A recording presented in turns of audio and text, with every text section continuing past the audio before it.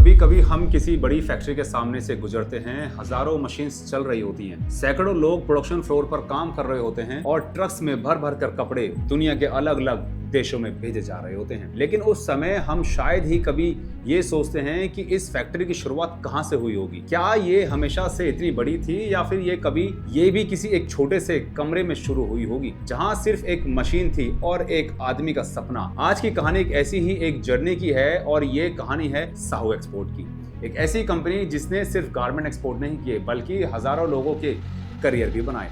और इस कहानी की शुरुआत होती है एक युवा लड़के से जिनका नाम था आर.के. साहू जी। आज से कई दशक पहले जब भारत में गारमेंट एक्सपोर्ट इंडस्ट्री अभी शुरू ही हो रही थी, बड़े बड़े एक्सपोर्ट हाउसेस नहीं हुआ करते थे और जब इंटरनेशनल बायर्स का इंडिया पर भरोसा बनाना अभी बाकी था, उस समय आर.के. साहू जी ने अपनी जर्नी शुरू की थी। लेकिन उनकी शुरुआत किसी बड़ी फैक्ट्री से नहीं हुई थी, ना ही उनके पास करोड़ों रुपए का इन्वेस्टमेंट था। उन्होंने अपने करियर की शुरुआत सिर्फ एक एम्ब्रॉयडरी मशीन से की थी। सच्चाई ये है कि आज जब फैक्ट्रीज में सैकड़ों मशीनें होती हैं, उस समय सिर्फ एक मशीन के साथ बिजनेस शुरू करना कितना बड़ा रिस्क रहा होगा। एंटरप्रेन्योरशिप का असली मतलब ही यही होता है मेरे दोस्त। जब रिसोर्सेज कम हो तब भी आपके विजन्स बड़े होने चाहिए, जो कि आर.के. साहू जी ने भी यही रखा था। कहा जाता है कि आर.के. साहू जी ने 1968 के आसपास एम्ब्रॉयडरी वर्क से अपने काम की शुरुआत की थी। उस समय मार्केट में मशीन्स के स्पेयर पार्ट्स भी आसानी से अवेलेबल नहीं होते थे और जब मशीन्स खराब हो जाती थी तब रिपेयर करवाना भी आसान नहीं होता था। इसलिए कई बार उन्होंने खुद ही मशीन्स खोलकर उसकी रिपेयरिंग करनी शुरू कर दी थी।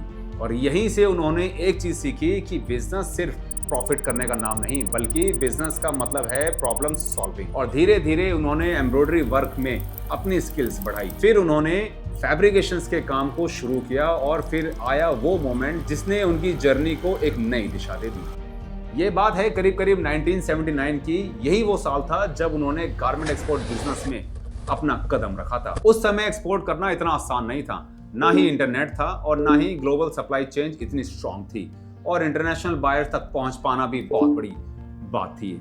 लेकिन आर.के. साहू जी का फोकस बड़ा क्लियर था। वो था सिर्फ लोकल मार्केट तक सीमित नहीं रह जाना। वो चाहते थे कि भारत के बने गारमेंट्स दुनिया के फैशन मार्केट तक दस्तक दे जाएं। धीरे धीरे छोटे से ऑर्डर मिलने स्टार्ट हुए और उन ऑर्डर्स को परफेक्टली क्वालिटी के साथ डिलीवर करना सबसे बड़ा चैलेंज बनता चला गया था। गारमेंट एक्सपोर्ट इंडस्ट्री में सबसे बड़ी चीज होती है that is called the trust. अगर बायर को सप्लायर पर भरोसा हो गया तो मेरे दोस्त बिजनेस बढ़ता अपने आप चला जाता है। लेकिन अगर क्वालिटी में गलती हुई या शिपमेंट लेट हुई तो बायर्स तुरंत सप्लायर बदल देते थे। इसलिए शुरुआती दिनों में आर.के. साहू जी ने एक ऐसी चीज पर सबसे ज्यादा फोकस किया और वो थी क्वालिटी। और यही उनकी ग्रोथ का सबसे बड़ा फाउंडेशन बन गई थी। धीरे धीरे साहू एक्सपोर्ट का नाम बायर्स के बीच में जाना जाने लगा था। ऑर्डर्स बढ़ते चले गए, फैक्ट्रीज बढ़ने लगी और वर्कफोर्स भी ऑटोमेटिकली बढ़ती चली गई थी। समय के साथ साथ कंपनी हजारों लोगों को रोजगार देने लगी और एक समय ऐसा आया जब कंपनी के पास इतने ऑर्डर्स आने लगे कि कुछ ऑर्डर्स को जबरदस्ती मना करना पड़ गया था। ये किसी भी एंटरप्रेन्योर्स के लिए एक बड़ी अचीवमेंट होती है, क्योंकि इसका मतलब ये है कि मार्केट को आपके काम पर भरोसा हो चुका था। लेकिन हर सक्सेसफुल बिजनेस में एक मोमेंट ऐसा आता है जब नेक्स्ट जनरेशन लीडरशिप की जरूरत पड़ती है और यहाँ साहू एक्सपोर्ट की जर्नी में एक ये रोल निभाया आर.के. साहू जी के बेटों ने, जिनका नाम है मनोज साहू जी और संजीव साहू जी। उन्होंने अपने पिता के बनाए हुए फाउंडेशंस को बहुत मजबूत किया और ईमानदारी के साथ आगे बढ़ाया, जैसे कि नई टेक्नोलॉजी लाए, प्रोडक्शन कैपेसिटी बढ़ाई और ग्लोबल बायर्स के साथ रिलेशनशिप को बिल्डअप करके और एक्सपेंड किया। आज कंपनी वोवेंस और निटेड गारमेंट्स के साथ साथ हाई फैशन अपैरल्स भी बनाती है और इन प्रोडक्ट को दुनिया के देशों में एक्सपोर्ट करती है, जैसे कि United state, United kingdom, France, Germany, Italy, Australia और साउथ अमेरिका के कुछ मार्केट्स के अंदर। आज साहू एक्सपोर्ट सिर्फ एक फैक्ट्री नहीं बल्कि ये एक ऐसी ऑर्गेनाइजेशन है जिसमें हजारों लोगों की कहानी है, हजारों लोग काम करते हैं।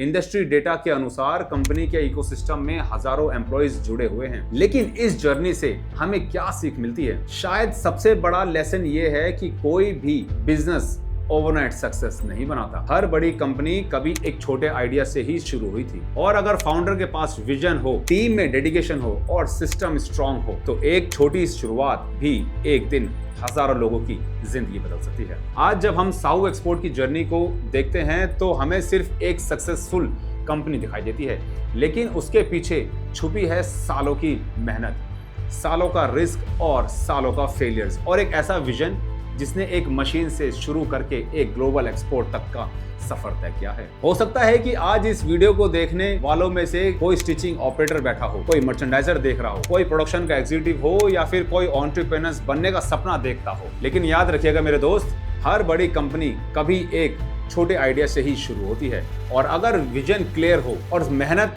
लगातार सही दिशा में हो रही हो तो एक छोटी शुरुआत भी एक दिन हजारों लोगों की जिंदगी बदल सकती है। शायद यही असली पावर है एंटरप्रेन्योरशिप की, और शायद यही रीजन है बिजनेस की दुनिया में कुछ स्टोरी सिर्फ सक्सेस नहीं होती, वो इंस्पिरेशन बन जाती है, और साहू एक्सपोर्ट की कहानी उन्हीं में से एक है। आप मुझे देख रहे हैं, मैं आपका दोस्त रोहित। हम बात करते हैं इग्नाइट जर्नी पर, ऐसी कंपनी की ऐसी स्टोरीज को हम लेकर के आते हैं, कॉर्पोरेट सक्सेस की स्टोरीज को, कि कैसे उन्होंने कुछ एक मशीन से लेकर के इतना बड़ा एम्पायर खड़ा करा। अगर आपको वीडियो पसंद आई तो वीडियो को लाइक कीजिएगा, सब्सक्राइब कीजिएगा, चैनल को शेयर कीजिएगा, वीडियो को उन लोगों तक शेयर कीजिएगा। अगर आप साहू एक्सपोर्ट कंपनी में काम कर रहे हैं और अगर आप ऐसी गारमेंट इंडस्ट्री के अंदर काम कर रहे हैं तो ये वीडियो आपके बहुत काम आने वाली है। क्या पता कल को आप ही में से कोई एक बहुत बड़ा एंटरप्रेन्योरशिप बने, और क्या पता कल आप ही अपनी खुद की एक फैक्ट्री बना सके। तो वीडियो को मैक्सिमम लोगों तक शेयर कीजिएगा और हमको कमेंट करके बताइए कि नेक्स्ट स्टोरी आप कौन सी कंपनी की देखना चाहते हैं, नेक्स्ट केस स्टडी आप कौन सी कंपनी की देखना चाहते हैं। मिलते हैं बहुत जल्दी आपके साथ एक नई फैक्ट्री की जर्नी के साथ। Thank you so much.